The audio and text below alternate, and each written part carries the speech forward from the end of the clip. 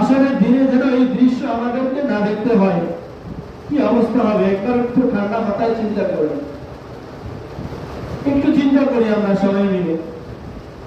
কেমন গরম পানি হবে, এই পানি তো জাহান্নামীদেরকে খাওয়ানো হবে, এই রক্ত পুষ মাখা জিনিস এইটা জাহান্নামীদেরকে খাওয়ানো হবে।